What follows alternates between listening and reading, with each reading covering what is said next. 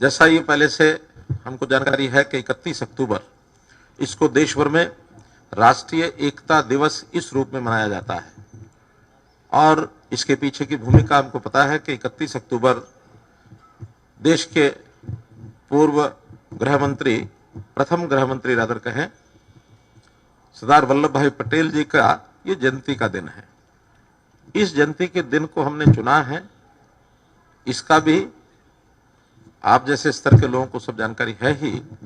जब देश आजाद हुआ उस समय ये देश बहुत सी रियासतों में और एक प्रकार से उनके राजा महाराजा, उनके रियासतों के जो और प्रमुख लोग थे उनसे संचालित होता था।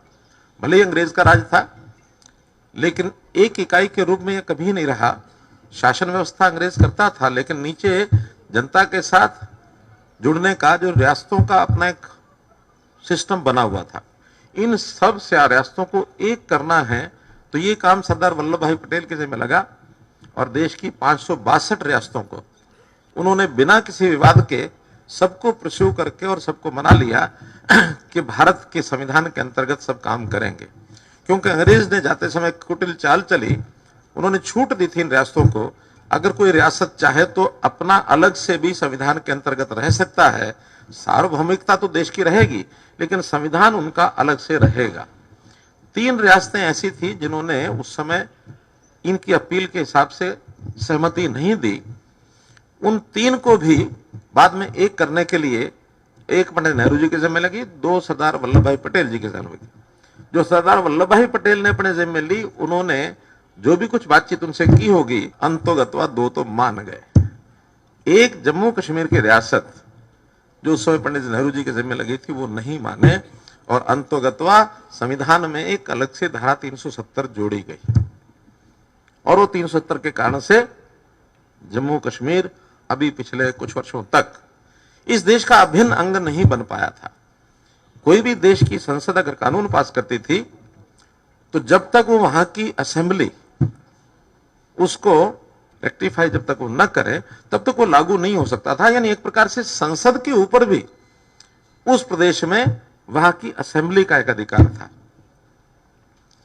वर्तमान देश के प्रधानमंत्री नरेंद्र मोदी जी ने उस बचे हुए काम को अब आकर के इस काल में समाप्त किया। धारा 370, 35A ये दोनों, और ये भी वैसा ही बिना किसी विवाद के, बिना किसी, वरना तो लोग बहुत तरह की भय भावना दिखाते थे।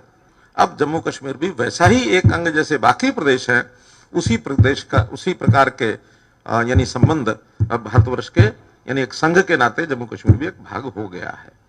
तो आज के इस अवसर पर देश के लोगों को इस भावना से आगे बढ़ाया जाए कि इसकी एकता, देश की अखंडता, ये बहुत एक प्रमुख और एक ऐसा विषय है जो हर नागरिक के दिमाग में जाना चाहिए। सरदार वल्लभ भाई पटेल लौह पुरुष, एक प्रतीक के रूप में उनका एक स्टैचू गुजरात में, बहुत बड़ा स्टैचू और विश्व का tallest statue, statue of unity, यानी इससे पहले अमेरिका का जो स्टैचू था वही टॉलेस्ट था। अब ये स्टैचू ऑफ यूनिटी ये सबसे tallest statue in the world है। प्रतीक रूप में वहां लोग जाते हैं, वहां इस भावना से उत्प्रोत होते हैं। देश के एडमिनिस्ट्रेटिव सिस्टम में एक विषय जो हम हर बार याद करते हैं, सरदार वल्लभ भाई पटेल एक ऐसे व्यक्ति थे जिन्होंने हमारी जो IAS की, प्रशासनिक अधिकारियों की भूमिका क्या होगी इसका बड़ा सरल शब्दों में उल्लेख किया हुआ है। एग्जैक्ट शब्द क्या है आप में से कोई बता सकता है? Steel framework of independent India. IAS service जो है, it is the steel framework of our country. तो इस प्रकार का एक ताना बाना सारे देश में IAS कैटेगरी का बना हुआ है, जो अपने छोटे मोटे सब मैं कहता हूं अपने लगाव को छोड़कर, उससे ऊपर उठकर, ना उनको अपने गांव से लगाव है, ना उनके अपने प्रदेश से लगाव है, इंटरस्टेट भी हमारी सबकी नियुक्तियां रहती है, सारा देश एक हो, तो उस एकता का भाव इस सिस्टम में से, जो हमारी ऑल इंडिया सर्विसेज हैं, उसी में से आता है। वरना अगर ये सिस्टम ना होता तो देश की जनता अपने जो तुच्छ स्वार्थ हैं उनके कारण से अलगाववादी दृष्टिकोण रखने वाले रीजनल ग्रुप्स शायद वो देश को फिर तोड़ने के लिए तैयार हो जाते हैं। लेकिन इस भाव को आगे करने के लिए इस दिन हम विशेष तौर पर उनको याद करते हैं।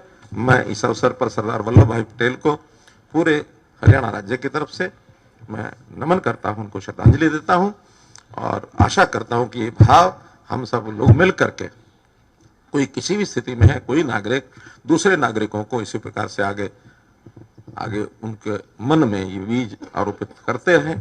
यही शुभकामना के साथ आपका बहुत बहुत धन्यवाद, बहुत बहुत आभार।